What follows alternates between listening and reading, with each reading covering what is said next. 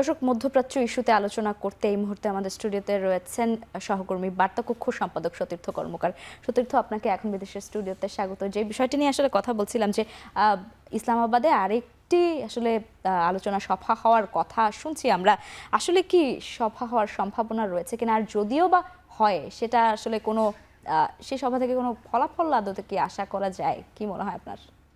লাইবা, সংঘাতের যে পরিস্থিতি তাতে আসলে একটি বৈঠকে সমাধান হয়তো আসবে না। ধারণা করা হচ্ছিল দ্বিতীয় ধাপের যদি বৈঠক হয় যুক্তরাষ্ট্র এবং ইরানের মধ্যে, পাকিস্তানে যেটি ইসলামাবাদে যদি দুই পক্ষ বৈঠক করতে পারে, সম্ভবত যুদ্ধবিরতির মেয়াদটি স্থায়ী একটি যুদ্ধবিরতিতে তারা যেতে পারে, যেটি অনির্দিষ্টকালের একটি যুদ্ধবিরতি চলছে এখন ইরান এবং যুক্তরাষ্ট্রের মধ্যে। কিন্তু আমরা বৈঠক সম্পর্কে সবশেষ যেটি জেনেছি সেটি হচ্ছে ইরানের প্রতিনিধি দল গিয়েছেন এবং তারা পাকিস্তানের প্রতিনিধি দলের সাথে কথা বলেছেন, পাকিস্তানের সাথে ইরানের আলোচনা হয়েছে। কিন্তু এখানে যুক্তরাষ্ট্রের ইনভলভমেন্ট নিয়ে কিছু জটিলতা এখনও আছে। আমরা জানি যে জেরার্ড কুশনার, ট্রাম্পের জামাতা, এবং স্টিভ উইটকফ, যুক্তরাষ্ট্রের মার্কিন প্রতিনিধি মধ্যপ্রাচ্য বিষয়ক, তারা দুজন নাকি রওনা দিয়েছেন ইরানের উদ্দেশ্যে। সেক্ষেত্রে ভাইস প্রেসিডেন্ট জেডি ভ্যান্স, যিনি আগের বৈঠকের নেতৃত্ব দিয়েছিলেন, তিনি গিয়েছেন কিনা, এই দলে আছেন কিনা সেটি পরিষ্কার নয়। অনেক গণমাধ্যমই বলছে তাকে এইবার এই বৈঠকে তিনি অংশ নেবেন না। কিন্তু এখানে যে মূল বিরোধের জায়গা সেটি হচ্ছে, গেল এক সপ্তাহ ধরে ট্রাম্প কিন্তু অসংখ্যবার বলেছেন যে চুক্তি করার জন্য ইরান মরিয়া হয়ে উঠেছে, অর্থাৎ এই বৈঠকটি ইরানই নাকি করতে চায়, তারাই নাকি বারবার যুক্তরাষ্ট্রে নানান ধরনের বার্তা পাঠিয়েছে। কিন্তু সমস্যা যে জায়গাটিতে, প্রথমত আজকে যে বৈঠকটি হবে সেটি সম্পর্কে আসলে আন্তর্জাতিক গণমাধ্যমের কাছে কোনো তথ্যই ছিল না। তারা জানতো না যে মার্কিন প্রতিনিধি দলের সাথে ইরানের একটি সম্ভাব্য বৈঠক আজকে হতে পারে, যে ঘটনা প্রবাহটি গতকালকে রাতে এই প্যারাডাইম শিফটিংটি হয়েছে। এবার দেখা যাচ্ছে যে ইরানের পররাষ্ট্রমন্ত্রী সাফ জানিয়েছেন, আব্বাস আরাকচি বলেছেন যে যতক্ষণ পর্যন্ত মার্কিন সেনারা নৌ অবরোধটি অব্যাহত রাখবে, অর্থাৎ হরমুজ প্রণালীর চারপাশে ইরানের বন্দরে যতক্ষণ অবরোধ চলবে ততক্ষণ পর্যন্ত তারা কোনো ধরনের কোনো আলোচনা করতে চায় না। এবার যদি আমরা ধরে নেই যে যুক্তরাষ্ট্রের প্রতিনিধি দল এই বৈঠক থেকে একটি সমঝোতায় যেতে চায় বা তারা এই বৈঠকটিকে ইতিবাচকভাবে দেখছে, কিন্তু ঘটনা প্রবাহ অন্যদিকে ইঙ্গিত করে যে অবরোধ নিয়ে এই বিতর্কটি, আমরা কিন্তু সবশেষ জেনেছি যে মার্কিন একটি রণতরী রাফায়েল পেরাল্টা যেটি, সেটি ইরানের একটি নৌযানকে অবরোধ করেছে বা জব্দ করেছে।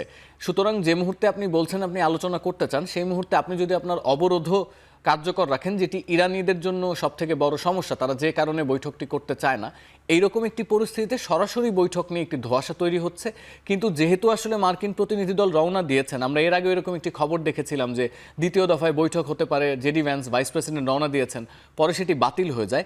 এবার যেহেতু নিশ্চিতভাবে জানা গেছে তারা রওনা দিয়েছেন আন্তর্জাতিক গণমাধ্যমের বরাতে, সুতরাং একটি সরাসরি আলোচনা না হলেও মধ্যস্থতাকারীরা, অর্থাৎ পাকিস্তান এবং মিশরের মধ্যস্থতায় পাকিস্তানের প্রতিনিধি দল একটি আলাদা আলাদা বৈঠক করতে পারেন, অর্থাৎ ইরান তার চাওয়া পাওয়া বা তার যে দাবি দেওয়া সেটি পাকিস্তানকে জানাতে পারে, এবং এই যে মার্কিন প্রতিনিধিরা যাচ্ছেন তারাও হয়তো পাকিস্তানের সাথে বৈঠক করে ইরানের চাওয়া পাওয়াটি জানতে পারেন।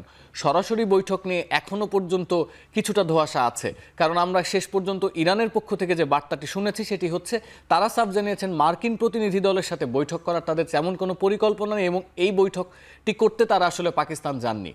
সুতরাং এই অর্থে আসলে বৈঠকের দুই পক্ষের বৈঠক সরাসরি হবে নাকি সেটি যেমন ধোঁয়াশাপূর্ণ, তেমন যদি বৈঠক আলাদা আলাদাভাবেও হয় সেক্ষেত্রে সংঘাত হয়তো বন্ধ হবে না। যুদ্ধবিরতির এই অনির্দিষ্টকালীন যুদ্ধবিরতির এটি কি আসলে স্থায়ী যুদ্ধবিরতি হবে কিনা, বা এই সিদ্ধান্তের একটি আমরা ফলো আপ পেতে পারি যদি এই বৈঠকটি কার্যকর হয়।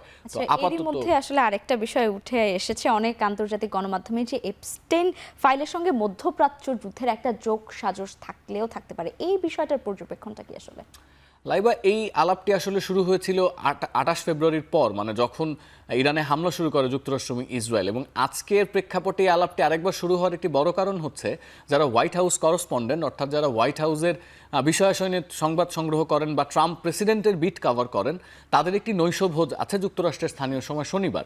সেটির যে ভেন্যু ওয়াশিংটন ডিসির একটি ভবন, আমার ওই ভবনটিতে যেটি হয়েছে, গতকালকে রাতে একদল বিদ্রোহী বা বিপ্লবী বলা যেতে পারে, তাদেরকে বিক্ষোভকারীও বলছে কিছু কিছু গণমাধ্যম, তারা প্রজেক্টরের সাহায্যে এপস্টেইন এবং ট্রাম্পের ছবি, তাদের মেইল, তাদের কথোপকথনের নানান জিনিস ওই পুরো বিল্ডিংয়ে প্রজেক্ট করেছে, এবং বিল্ডিংটি অনেক বড় বিল্ডিং, প্রজেকশনটি অনেক বড় প্রজেকশন, যেটি আসলে মার্কিন গণমাধ্যমে খুব ভালো করে প্রচার হয়েছে, কারণ হোয়াইট হাউস করসপন্ডেন্টের নৈশভোজে এই ধরনের এক ধরনের প্রতিবাদ, এবং তখন থেকেই আসলে আপনি যে আলাপটি করছেন তারই সূত্রপাত। এটির মূল কারণ হচ্ছে পলিটিক্স একটি ব্যাপার আছে যেটিকে বলে পলিটিক্যাল টাইমিং বা রাজনৈতিক টাইমিং বা অ্যাটেনশন ডাইভারশন। আপনি যদি খেয়াল করেন ইরানে যে সময় যুক্তরাষ্ট্র ইসরায়েল একসাথে হামলা শুরু করলো তার আগে মার্কিন রাজনীতির সব কিছুতেই জড়িয়ে ছিল এই এপস্টেইন কাণ্ড, অর্থাৎ এপস্টেইনের নথিতে ডোনাল্ড ট্রাম্প, তার স্ত্রী এবং বিল ক্লিন্টন থেকে শুরু করে বা আপনি যদি রাজপরিবারের কথা বলেন ব্রিটেনের বহু হেভিওয়েট নেতা ব্যক্তিতে এদের নাম জড়িয়ে যাচ্ছিল এবং নানান রকম বলা যেতে পারে তাদের নামে অনেক কুচ্ছা বের হয়ে আসছিল, যেটি আসলে সত্যতা প্রমাণ না করা গেলেও পলিটিক্যাল অ্যাসপেক্ট থেকে দেখলে সেগুলো খুবই ঘৃণ্য ধরনের অপবাদ বা এক ধরনের অভিযোগ। সেই মুহূর্তে দেখা গেল যে ইরান যুদ্ধ 48 ঘন্টার মধ্যে আন্তর্জাতিক গণমাধ্যমকে পুরোপুরি অন্য একটি অ্যাঙ্গেলে শিফট করলো, অর্থাৎ এপস্টেইন ফাইল হারিয়ে গেল, ইরান যুদ্ধ নিয়ে আন্তর্জাতিক গণমাধ্যম কাজ করা শুরু করলো। সব বিশ্লেষকরা এই ধরনের একটি বক্তব্য দেওয়ার চেষ্টা করেন যে ইরান তো আসলে এমন কোনো থ্রেট আমেরিকার জন্য হয়ে ওঠেনি যেটিকে এখনই নিউট্রালাইজ করতে হবে, বা ইসরায়েলের হয়তো ইরান আক্রমণের এক ধরনের তাড়না ছিল, যুক্তরাষ্ট্রের তো ওই ধরনের কোনো তাড়না ছিল না, তাহলে কেন আসলে ইসরায়েলের সাথে একরকম পরিমরি করে আক্রমণটি করা হলো? বিশ্লেষকরা বলার চেষ্টা করছেন এটি সম্ভবত এপস্টেইনের যে নথি সেটি নিয়ে মানুষের যে আগ্রহ সেটিকে ডাইভার্ট করার জন্য বা পলিটিক্যাল অ্যাটেনশনটিকে অন্যদিকে সরানোর জন্য ট্রাম্প তড়িঘড়ি এই ইরানে আক্রমণ করার সিদ্ধান্ত নিয়েছেন। হতে পারে আক্রমণটি এক সপ্তাহ পরেও হতে পারত, কিন্তু এই ঘটনা প্রবাহের কারণে ট্রাম্প এরকম সিদ্ধান্ত নিয়েছেন। অনেক ধন্যবাদ আপনাকে আমাদের এখন বিদেশের স্টুডিওতে এসে আলোচনা করার জন্য।